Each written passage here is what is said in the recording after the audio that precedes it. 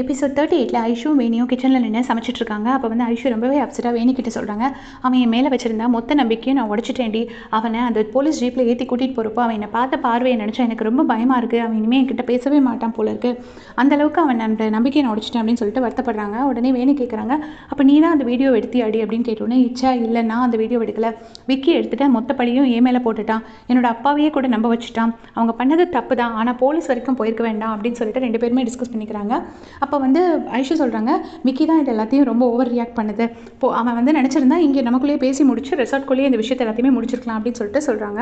அதோடு இல்லை, அவன் பழி வாங்கணும்னு நினச்சிருந்தா நம்மளை பழி வாங்கி இருக்கலாம். அவன் வெற்றியை போய் பழி வாங்கிட்டான். அவனுக்கு நிறைய கடன் இருக்குது. அவங்க அம்மா தங்கச்சிலாம் அதை தெரிஞ்சு தாங்கவே மாட்டாங்க. வேலை போச்சுன்னா அவன் ரொம்ப பாவம் அப்படின்னு சொல்லிட்டு ரொம்பவே வருத்தப்படுறாங்க. அடுத்த சீனில் பார்த்தீங்கன்னா ஐஷு நேராக விக்கி கிட்ட போயிட்டு கேட்குறாங்க, ஏன் இப்படி பண்ண, நீ தேவையில்லாமல் ரொம்ப ஓவராக பண்ணிட்டேன் அப்படின்னு சொல்லி திட்டுறாங்க. திட்டினோடனே, ஆமாம் ஃபோர்ஜரி பண்ணவனுக்கு நீ சப்போர்ட் பண்ணுவேன், அதை நான் உங்கள் அப்பா கிட்ட சொன்னது பெரிய தப்பு பற்றியா அப்படின்னு சொல்லிட்டு விக்கி கேட்குறாரு. அதுக்கு ஐஷு சொல்கிறாங்க, நீ தானே அந்த வீடியோ எடுத்த, எதுக்கு என் பேரை சொன்னேன் அப்படின்னோடனே, உன் பேரை சொன்னதுனால உங்கள் அப்பா எவ்வளோ ப்ரௌடாக ஃபீல் பண்ணார் பற்றியா, அவங்க அப்பா கூட சந்தோஷப்படக்கூடாதுல்ல உனக்கு அப்படின்னு சொல்லிட்டு விக்கி வந்து கேட்குறாங்க. அதுக்கு வந்துட்டு ஐஷு சொல்கிறாங்க, நீ ரொம்ப ஷேம்லெஸ்ஸாக பிஹேவ் பண்ணுற அப்படின்னோடனே, ஆமாம் நான் தான் ஷேம்லெஸ், நீ ஷேம்லெஸ்ஸே இல்லை பாரு, அவ்வளோ அவனுக்கு சப்போர்ட் பண்ணணும், நீ அவன் கூட போய் போலீஸ் ஸ்டேஷனில் உட்காரு, அவன் பண்ண ஃபோர்ஜரிக்கு அவன் போலீஸ் ஸ்டேஷனுக்கு தான் போகணும் அப்படின்னு சொன்னோன்னே இவங்க திட்டுறாங்க, stay with in your limits Vicky அப்படின்னு சொல்லிட்டு ஐஷு திட்டுறாங்க.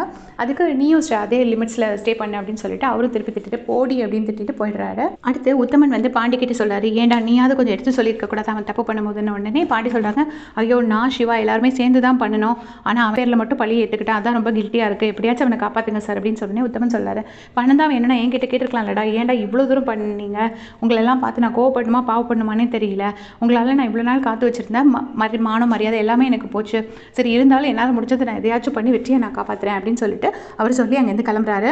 இப்போது ரியா அவங்க அப்பா ரகுபதிக்கு கால் பண்ணி, அப்பா இந்த மாதிரி நடந்திருக்கு அப்படின்னு சொன்னோன்னே, சரி ரெசார்ட்குள்ளேயே சீக்ரெட் கிச்சன் போட்டிருந்தான், நான் யார் அந்த ராஸ்கல் அப்படின்னு சொல்லிட்டு ரகுபதி கேட்குறாரு. அதுக்கு வந்துட்டு வெற்றி தான் அப்படின்னோடனே, யார் நம்ம ரூம் சர்வீஸ் வெற்றியா, அவனா அப்படி பண்ணா அப்படின்னு சொல்லிட்டு ரொம்பவே ஷாக் ஆகுறாங்க. ஷாக் ஆகிட்டு என்ன சொல்கிறாருன்னா, சரி ஓகே நாங்கள் வரது வரைக்கும் நீங்கள் எந்த டிசிஷனும் எடுக்காதீங்க அப்படின்னு சொல்கிறாரு. ஏன்னா வெற்றி பேர் கேட்டோடனே அவருக்கு ஒரு சாஃப்ட் கார்னர் வந்துருச்சு, நாங்கள் வர வரைக்கும் நீங்கள் எதுவுமே பண்ணக்கூடாது, நான் அப்படியே உடனே வந்துடுவேன் அப்படின்னு சொல்லி காரில் வந்துட்டே இருக்காரு. இதை ரியாவும் ராஜனும் நெடுமாறனை கூப்பிட்டு சொல்கிறாங்க, அதாவது ரகுபதி சார் வர வரைக்கும் எந்த டிசிஷனும் எடுக்க வேண்டாம், நம்ம போலீஸ் ஸ்டேஷனில் கம்ப்ளைண்ட் கொடுக்க வேண்டாம் அப்படிங்கிறத சொல்கிறாங்க. இதுக்கு வந்து நெடுமாறன் நம்ம வந்து பிளடி சீட் அது இதுன்னு பயங்கரமாக திட்டிட்டு ரொம்ப நான் அப்படி தான் பண்ணுவேன் அப்படி இப்படின்னு சொல்லி கத்துறாரு. அப்போ வந்து ராஜன் சொல்கிறாரு, சார் கிச்சன் ப்ராப்ளம் தான், நான் இல்லைன்னு சொல்லலை, ஆனால் நம்ம முடிவெடுக்கிற இடத்துல நம்ம இல்லை சார், முடிவெடுக்கிறது ரகுபதி சார் தான் முடிவெடுக்கணும் அப்படின்னு சொல்லிட்டு ராஜன் சொல்கிறாரு. இதை கேட்டு நெடுமாறன் செம்ம கடுப்பாயிட்டாரு. அப்போ மற்ற விஷயத்துலலாம் கிச்சனில் பிரச்சனைங்கும் போது என்னை தானே கூப்பிடுறீங்க, இந்த பிரச்சனை நடக்கும்போது மட்டும் முடிவெடுக்கிற இடத்துல நான் இல்லையா அப்படின்னு சொல்லிட்டு ரொம்ப கோவப்படுறாரு. அதுக்கு வந்துட்டு ரியா சொன்னாங்க, அங்கிள் நம்ம இதை பெருசுப்படுத்த வேண்டாம் அப்படின்னு சொல்லி கெஞ்சிட்டே இருக்காங்க. இங்கே போலீஸ் ஸ்டேஷனுக்கு பாண்டி, சிவா, உத்தமன் 3 பேர் வெற்றியை பார்க்க வராங்க. அப்போ உத்தமன் சொல்கிறாரு, டே நீ கவலைப்படாத, நான் இருக்கேன்டா, உன்னை அப்படிலாம் விட்டுற மாட்டேன், என்னால் முடிஞ்ச வரைக்கும் பண்ணி நான் உன்னை வெளியில் எடுத்துருவேன், நீ நார்மலாக இரு, தைரியமாக இரு அப்படின்னு சொல்லிட்டு சமாதானம் சொல்கிறாரு. வெற்றி அப்படி பயந்து போய் உட்காந்துருக்காரு.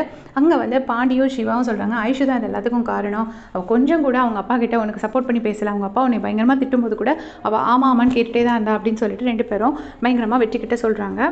இப்போ ரகுபதி சார் ரிசார்ட்க்கு ரீச் ஆகிட்டாரு. அவர் நெடுமாறன், ராஜன், ரியா 3 பேர்த்துக்கிட்டே சொல்கிறாரு, சரி இந்த விஷயத்தை நம்ம பெருசு பண்ண வேண்டாம், போலீஸ் கம்ப்ளைண்ட் நம்ம கொடுக்காம அப்படியே அவனை ரிலீஸ் பண்ண சொல்லிடலாம் அப்படின்னு சொன்னோன்னே, அது எப்படி முடியும் அப்படின்னு சொல்லிட்டு நெடுமாறன் பயங்கரமாக கோவப்படுறாரு. அதுக்கு வந்துட்டு இவர் சொல்கிறாரு, ரிசார்ட்டுக்குன்னு ஒரு பேர் இருக்குது, அந்த ரிசார்ட்டில் வந்த கெஸ்ட்டுக்கு ரூம் சர்வீஸில் உள்ள ஒரு பையன் சமைச்சு கொடுத்தான் அப்படின்னு தெரிஞ்சதுன்னா ரிசார்ட்டோட பேர் இதோடு கெட்டு போயிடும், ஸோ இதில் நான் எடுக்கிற டிசிஷன் ஃபைனலாக இருக்கட்டும் அப்படின்னு சொல்லி சொல்கிறாரு.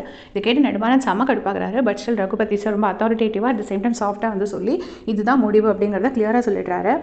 இப்போ போலீஸ் ஸ்டேஷனில் இன்ஸ்பெக்டர் வந்துட்டாரு. இன்ஸ்பெக்டர் வந்தோடனே அவருக்கு ஒரு கால் வருது, இந்த மாதிரி ஹோட்டல் மேனேஜ்மெண்ட்லேருந்து கால் பண்ணி அவர் ரிலீஸ் பண்ண சொல்லிட்டாங்கன்னு சொல்லிட்டு கூப்பிட்டு என்ன சொல்கிறாருன்னா, இன்ஸ்பெக்டர் வந்து வெற்றியையும் உத்தமன் சாரியும் ஒரு சைன் மட்டும் போட சொல்லிட்டு கிளம்ப சொல்லிடுறாரு.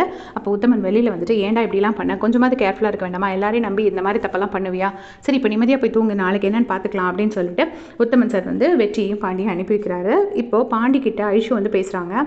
பேசி நான் வெற்றிக்கு மாதிரி கால் பண்ணேன், அவன் ஃபோன் எடுக்கவே இல்லை அப்படின்னு சொன்னோடனே, ஐயோ உன் ஃபோனை வேறு எடுப்பான்னு நினைக்கிறியா, அதான் அவனை மாட்டி விட்டாச்சுல்ல அப்படின்னு சொன்னோன்னே, எதுவுமே தெரியாமல் பேசாத பாண்டி அப்படின்னு சொல்லி ஐஷு சொல்கிறாங்க. அதுக்கு வந்துட்டு இவர் வந்து பாண்டி வந்து பயங்கரமாக கோவப்படுறாரு. போலீஸ் ஸ்டேஷன் போயிட்டு வரதுனா அவ்வளோ சாதாரண விஷயம் நினச்சிட்டியா, அவன் எவ்வளோ அப்செட்டாக இருக்கான்னு தெரியுமா, இனிமேல் வந்து நீ கால் பண்ணி கொடுன்னுலாம் கேட்காத, அவன் கிட்ட பேசவும் மாட்டான், அந்த இடத்துலேருந்து கோவமாக கிளம்பிடுறாரு. இதை கேட்டு ஐஷு ரொம்பவே ஷாக்காகி எப்படி நிற்கிறாங்க. அதோட இந்த எபிசோட் முடிச்சிருக்காங்க.